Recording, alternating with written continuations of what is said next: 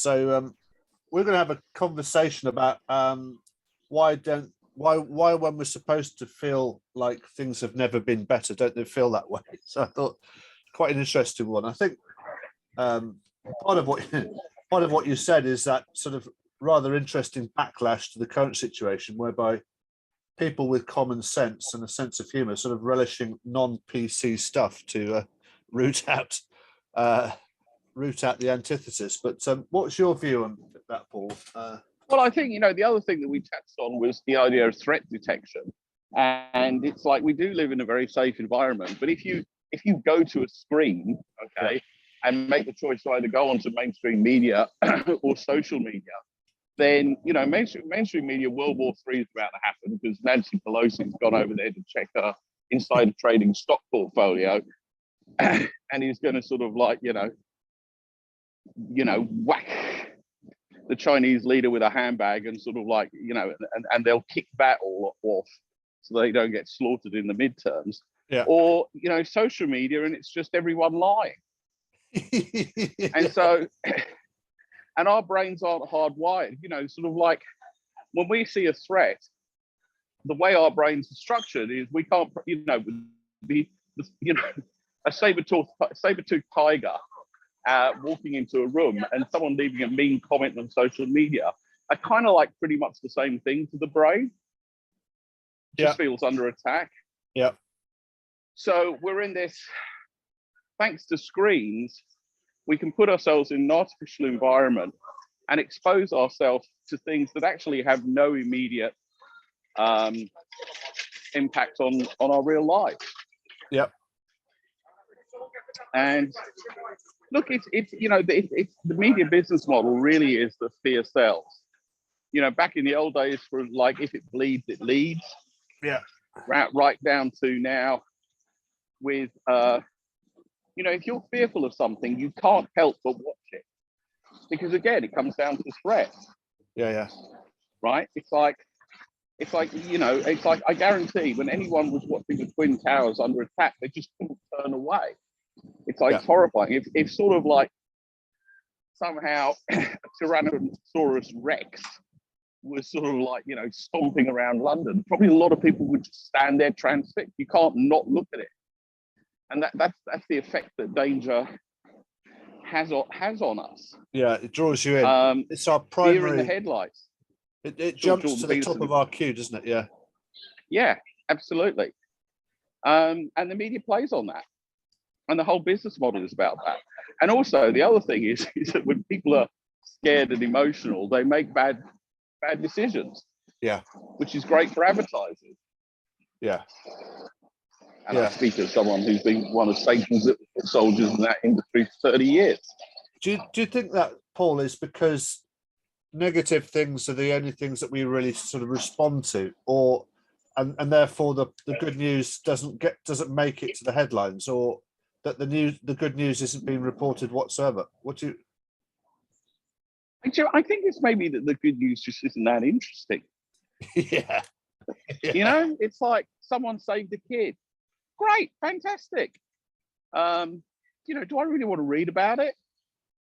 I mean, if he ran into a burning building, right, in just his boxers, I don't know. A lot of the time you ask me these questions and a fully formed opinion pops up, but I don't know. I think a lot of it has to do with interest. Yeah. I think a lot of it has to do with drama. I think a lot of it has to do with conflict. Conflict is always interesting. Yeah. Any good story has conflict in it. Yeah. And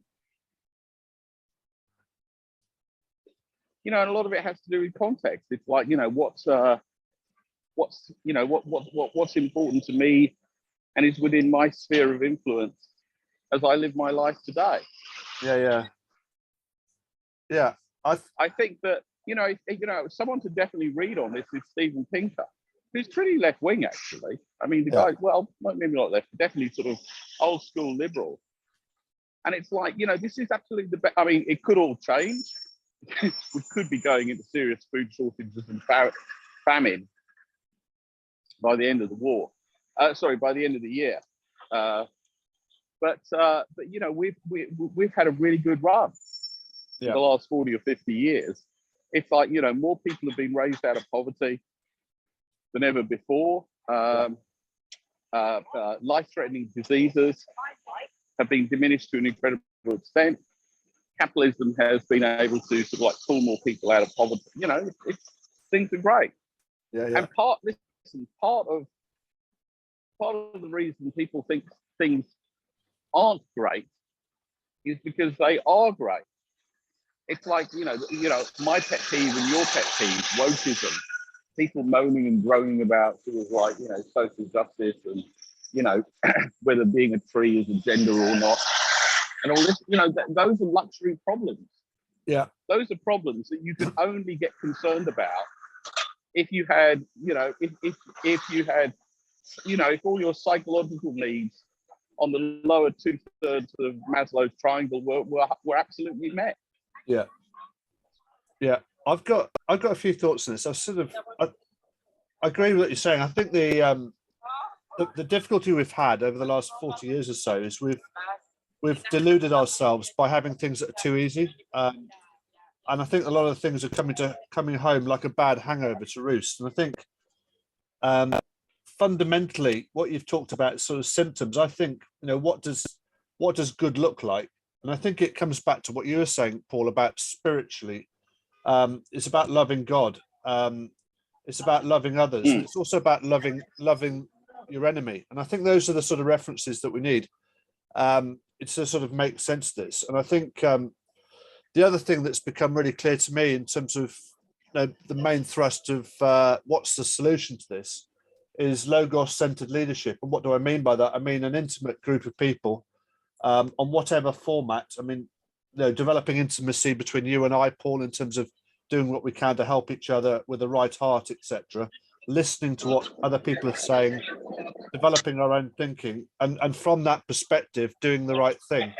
And I think the antithesis of that is versus looking after yourself, which obviously doesn't work out well. And one thing that I thought was relevant actually, and it's an interesting sort of metaphor, is the metaphor of a HIMARS, you know, in the war in Ukraine, and it's a very effective tool at just obliterating anything that's moving or stationary at a very long range within a meter. Is it a rocket system or an energy weapon?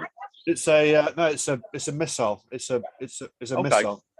But basically, I thought about that, and I thought woke is more effective than that, because you actually don't even need to fire the missile. You've actually already silenced the target.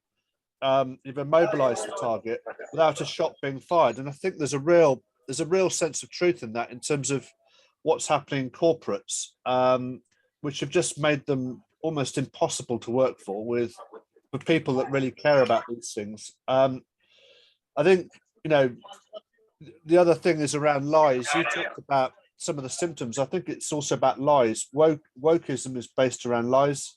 And I think there's a loss of grace as well, you know, fundamentally in governments. You know, there's some stuff that's not being reported. You talked about positive stuff not being reported, and probably not very interesting. I think there's also negative stuff that's not being reported, which is interesting. Like, for example, in Holland at the moment, the Dutch government are putting some weird limits on their farmers, and it's crashing the agriculture industry and making farms in Holland not viable. And the interesting thing about Holland is it's the second largest food producer in the world. And this actually fits within this is actually driven by the WEF.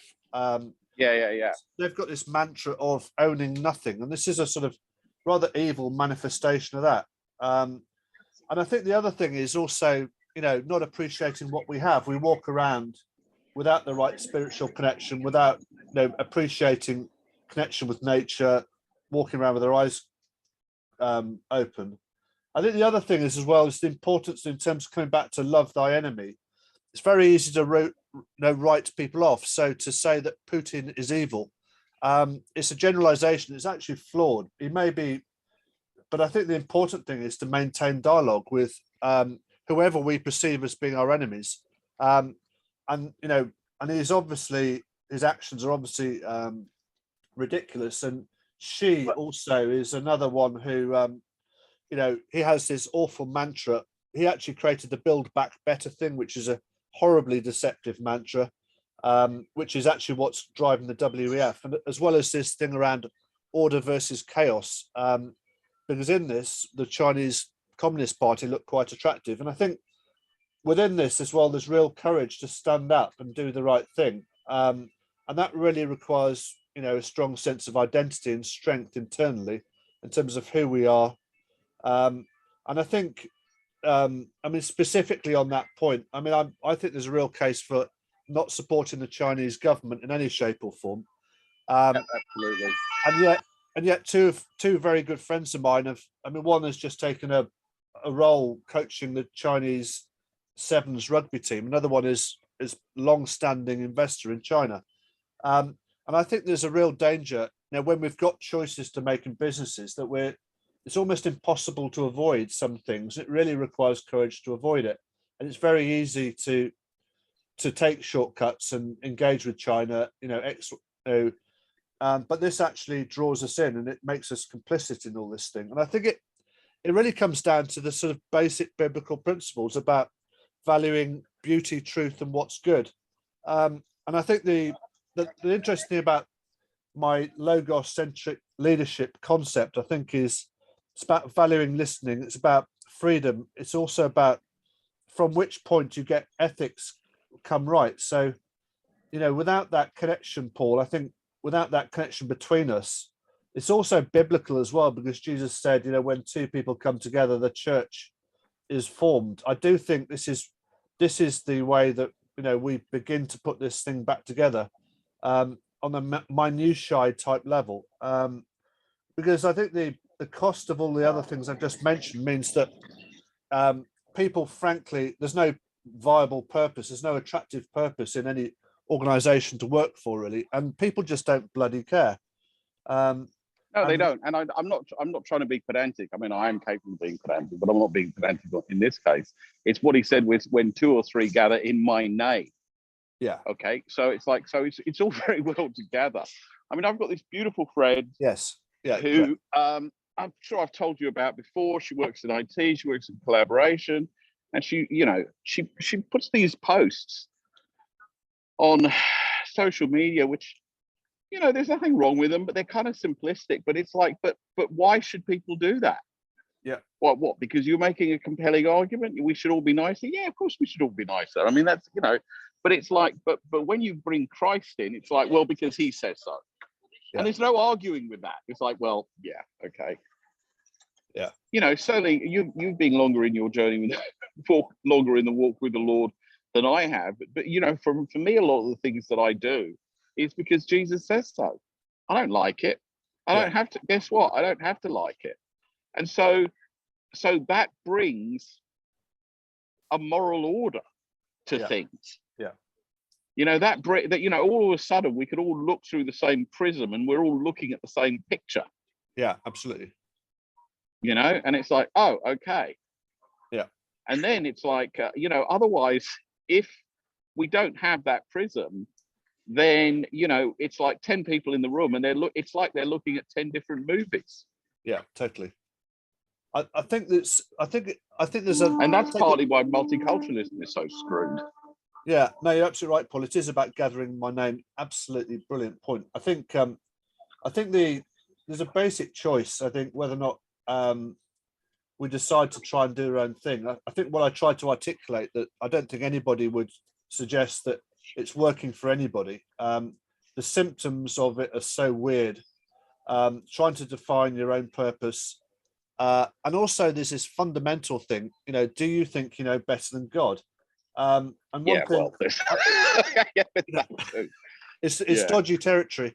And I test it, I test things like grace and love in a business context. And, when people have run out of their abilities. So I'm not really talking from an impractical, and in fact, I'm quite passionate about not just following the Bible for the sake of it. I think Jesus sort of, to a degree, doesn't really want us to do that. It's not a bad thing to do, but, I think it's, from my perspective, I found that, things like loving your enemies, right?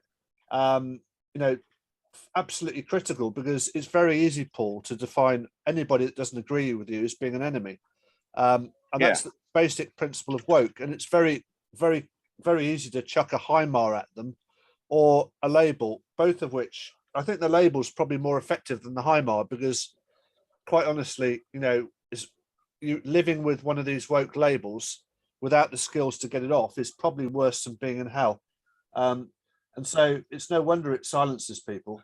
So I think there's a real need to to get. It's funny you should say that, because that was a trick of the left, and I think the right are falling into it. It's like, they're all, they. I mean, I don't really care if someone calls me racist or transphobic.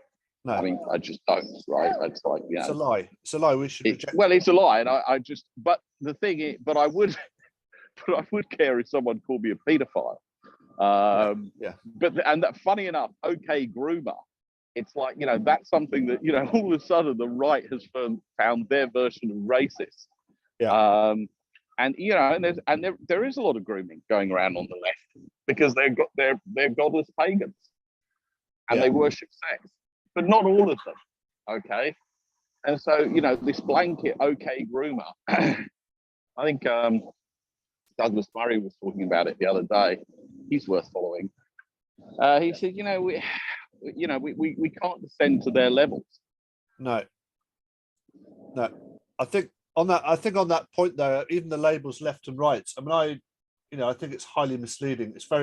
These labels are deadly, because it's a convenient pigeonhole to alienate someone largely. And I'm pretty much, my heart really, oddly enough, is supporter of the underdog. So if there's ever a alternative to Lenin or Marx, it's me. And that's always been where my heart is. I've always, I've always tried to create organisations to varying degrees of success that people really want to work in. And from a leadership perspective, partly because my career, working through the ranks has been so diabolical, albeit. But I think there's a really serious problem now, whereby we talk about truth. I think there's such a rejection of truth, Paul, in all of this, that actually it's made organizations for people who value the truth utterly unacceptable, because I mean, Jordan Peterson goes a bit further, and he actually calls it the anti-truth. It's actually the absolute very opposite. Yeah. It's kind of like the worst thing you can do. Yeah. Like confusing kids about whether they're a boy or a girl. Yeah. Or telling people that they're going to be discriminated against because of the color of their skin. Cops are going to randomly kill them. Yeah. It's like, it's not just that it's untrue, but it's untrue and damaging in a spectacular way. Yeah, absolutely. And I think it's important to understand the heart of that. It's about destroying the nuclear family. It's about destroying the basis of society. It's about confusing everything that's true. It's also, a lot of that theory is also weirdly close and difficult to defend against as well. It's difficult sometimes to see that where they analyze that dialogue to actually figure out what is going on. It's just a nightmare. Well, it's demonic. It's purely demonic. It's like, the Western civilization has been strong because it's been Christian. What does Christian honor? Christianity honors the family. Yeah. Who's the head of who's the head of Christianity? Christ. Who comes after that? Men. They're heads of their households. Yeah, absolutely. Family. It's the family unit. Her job, your job is to love her. Her job is to respect you. Yeah, I agree. I think it's very. And when that works, and that's been like, as the business model, you go, wow, that's worked really well. We should have, we should have probably crashed 3 times over in 200-year cycles, but we haven't. Here we are. How does that work? Well, because it's God's way. It's God's plan. I know. But polygamy, homosexuality, communism, all these things which take away God-given freedoms. That's the antithesis. That's what Satan wants. Yeah, absolutely. Yeah, I think that the reason why it's important to I mean, people always talk about, you shouldn't talk about business, politics, and religion all in the same time, which of course we just have. And I think it's you know, I'm firmly of the view, frankly, without people's hearts being in the right place, that actually there's no chance of getting this right, because you can just see what's happening. And actually, from a business perspective, I'm not talking about some airy fairy business perspective. I think I've noticed that profits are entirely down to relationships and productive, valued relationships. So, you know, people pay for your services, Paul, because they value the relationship they have with you. Yeah.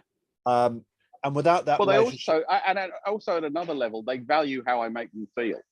Yeah, absolutely. But that's the relationship. Same with you. Same with everyone. Yes, it is the relationship, but there's an also energetic dimension to that as well. Yeah, absolutely. I think the antithesis of that is the transactional, the notion of efficiency, which takes out the relationship and trashes the profit, which is this sort of tech, notion, which is just destructive. So I think from a very practical perspective, I think business is about relationships and profit, and the common denominator is relationship.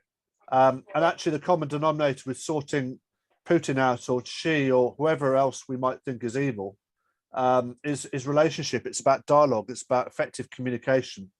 Yeah, that's true. And I'm kind of thinking aloud. But you can have a conversation with Putin. I'm not sure you could have one with Xi. No, I think that's true. Well, I think he's just that's a cult of personality type thing, and it's similar to Kim Il Sung. He's got to keep doing what he's doing, otherwise he'll get taken out internally. Yeah. Well, I think that's the undefendability of wokeness. Really, it's the same sort of mechanism where you're not speaking to the person, you're speaking to the dogma. The dog. There's no. It's almost like you look at Xi. It's like there's no. Where's the humanity? He's so, it's almost inhuman. It's driven by dogma and self-interest, which sort of does full circle. And I think, there's a distinct danger. There's a sort of, I think the other thing is what you just said is that actually this stuff is pervading the left and the right. And, this victimhood, this scapegoating and the terror mechanism, I think affects the left and the right, and it's becoming pretty pervasive on all fronts. But I do think that the minute that we stop talking to each other, the next thing, you either get a label coming across your direction or you get a HIMAR over your head. Again, what's the answer to that? Love your enemy. It's not a. Okay, listen. The answer is love your enemy, but that's that's some high level shit right there. You can't. I don't think you can actually do that unless you've been indoctrinated into Christianity, right? I think that is that's a fruit of following Christ, right? You could sit down with a bunch of people and you could. And funny enough, I've seen someone try and do this, and I really admire her, but I just don't know how successful she was. And she's the only diversity and inclusion person I've got any respect for. She's this beautiful French black girl, and she's got a thing called, she runs a diversity program, and it's very, you'd really like her. I can't think of it. She was on Michaela Peterson's podcast. Yeah. All right, she's got this thing called Theory of Enchantment. Okay. And it's exactly that. And it's about dialogue and it's about listening, and it's really nice. Yeah. It's absolutely the antithesis of all the other diversity Marxist ideological crap. Yeah. But I've listened to her speak and I go, yeah, well, that's great. But I mean, if you can you can talk about that and it sounds wonderful. And you should be paid to talk about it. And you should be paid a lot of money to talk about it. But getting people to do it, yeah. Well, I think that's another thing altogether. Well, I think there's various elements. I agree, Paul. It is a heart thing, but I think there's something I find interesting in terms of perspective. Your enemy is just a person you don't know, right? And so if you actually take the time to actually get behind what Putin or Xi or whatever, and you actually get to know them and get to know what's driving them. At least you might not agree with them, but at least you can get to know them, and vice versa. And that gives a good chance that the conclusion of that discussion is not going to end in violence. And if you walk in with your mantras, Putin is a tyrant, or a war criminal, whatever these labels are, right or wrong, then they prevent that dialogue. And so it's very important. And look at the way Jesus engaged with people. He didn't go to humiliate them, but what he did say, and I think one of the more striking things was, we have to be careful we don't become self-righteous, because you and I certainly aren't self-righteous, and we have no qualification in that territory whatsoever. And I think that comes back to that woman at the well, or the adultery situation. He who's without sin shall throw the first stone, which is a very healthy perspective. My mentor also said something to me, which is, not to me, to a group when we were doing our coaching stuff in about 2006, which has stuck with me, that people are always doing the best they can, right? Even if they're sort of lying in the ditch, pissed as a fart, they're always doing the best they can. So I think there's, the basic, walk into conversations without stuff in our heads and just trying to understand. And it comes down to valuing different people's different perspectives, whether we like it or not, with grace, with love. There's an element of grace and love which is required. But fear, fear just kills the appetite. Forgiveness is absolutely critical as well. Without forgiveness, you get angry. So I think forgiveness is very and look, important. fear and anger, those are the access points the devil has for your life. That's how he comes in. Yeah. Like leaving a wide open door. Absolutely. And Jesus AA is absolutely built around that. It's like resentment. It's like resentment is the number one offender. If you go around being resentful, you'll drink. Yeah, absolutely. So what's the one thing we should do then, following this conversation? What's our advice to anybody that's listening to this call? Go to church.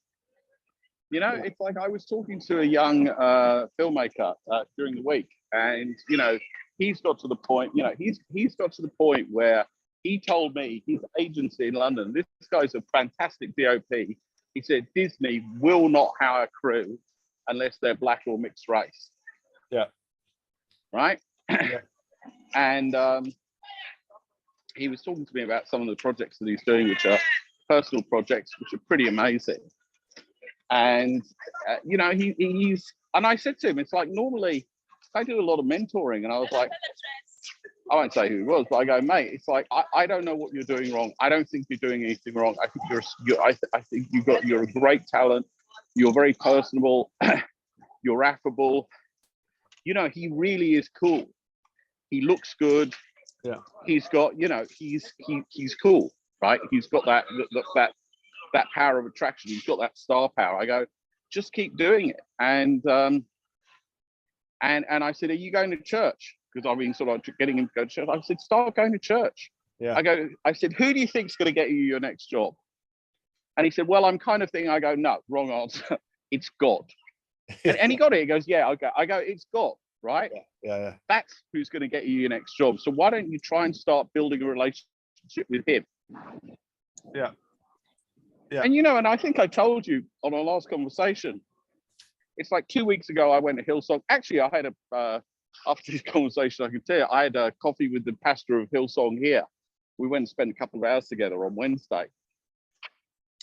But I've been to 2 churches here, Hillsong 2 weeks ago, and this other beautiful other church last week. And 10 o'clock in the morning, there's all these people that, there's amazing. It's like, why wouldn't you come to something like this? I know. I just, I don't understand. What else are you doing at 10 o'clock on a Sunday morning? Yeah. So why wouldn't you do this? Like, why wouldn't you do this? Especially now. I agree. So yeah, get your butt into church. Yeah, no, I think that's very true. I think one thing that occurred to me, which was quite interesting this week, was, one of the challenges with being a Christian is trusting God, which is a massive, massive issue. And also trusting God in your finances, and the concept of tithing and the rest of it. The interesting thing for me that I realized was actually going back to Socrates, that collaboration has been the key to survival of this planet. And actually that plan of trusting God in our finance is actually delivered through, guess what, people, right? It's not through God. God doesn't come and hand you, your next job or whatever. That solution is handed to you by people through a channel. Through, and people are the medium for God, right? Yeah. So, but people confuse the channel for the source. Absolutely right. Yeah. But so the actual delivery mechanism, the person delivering the pizza is someone like Putin or you or me, or a human being, and that it's the person who gives us our next piece of work or whatever, floats our boats. So I think there's without having that source, as you just said, I think without finding that source, then it's just we're in very dodgy territory, and that's my concern. Without maintaining relationships, we really are. We really do need to be careful. Yeah. And listen, the only other options, there are really only other three options to trusting God: apathy, narcissism, or codependency. Yeah. Apathy, but it's true. What else? What else is on the table? Apathy is like, oh, well, it's too hard, so I won't do it. And that characterizes a lot of Generation Z. Codependency. Yeah. Oh, okay, well, I'll hire this coach, or I'll get this Harvard MBA, or I'll go and work for this company, or I'll sort of like read Elon Musk's posts every single day and do whatever he says. Yeah. Or just narcissism. Well, I'm smart, I can figure that out. And you know what I mean? That's still, one of the things that I've realized about my career in creative, and certainly working for directors and producers, which is like the cash flow from that is diminishing. So it's not like the taps turning off, but it means that I'm putting a lot more focus onto the corporate work that I do, because I feel that God is saying, okay, well, this has been great. It's now time for you to evolve. Yeah. Now time for you to do, this riverbed is running dry. It's time for you to seek other happy hunting grounds. And it's to see the hand of God in stuff. And again, it's actually people that can help you divine that. I called my pastor this morning, and I speak to you, people who know me professionally and as Christian, and the issues around me and my faith walk, and what I'm really like as a person. Yeah, that's fantastic. I think that's how God gives us advice as well. A lot of the time it is, and that's not to discount prayer, and that's not to discount reading the Bible, but a lot of the time it just does come through other people. Yeah, and I do think your point about spiritual well-being first, then emotional well-being, then mental health, and everything else is just so true, regardless of where people may come from. How do you feel when you get up in the morning very much dictates the way the rest of your day goes, and how do you maintain that? Maintain that, frankly, regardless of the circumstances, because the difficulty is, God is the infinite source that will maintain that regardless of whatever is chucked at you. Whereas if you or Elon Musk is the source, then whatever that challenge is going to overwhelm you, and it's going to go to ration. So, well, it might go well for a bit, right? It's like for a time, you can pull yourself up by your bootstraps for a while. It's like but there's going to come a time when it will stop, and also the pressure. Yeah. The terrible pressure of, if it's going to be, it's up to me. It's always on pressure. Yeah. That's brilliant, Paul. And the disappointment. And one of the things that you said that influenced me the most is that the way to successful leadership and the way out of trouble is a radical acceptance of our brokenness. Absolutely, yeah. It's a very healthy place to be, and I think that. And actually that brokenness, but in the context of relying on other people around us. So it's that intimacy. That's the way it's a sort of humility. It's a humble brokenness. But actually that's the basis for humility. That's the basis for transformation and, intimacy and logos, all that sort of stuff.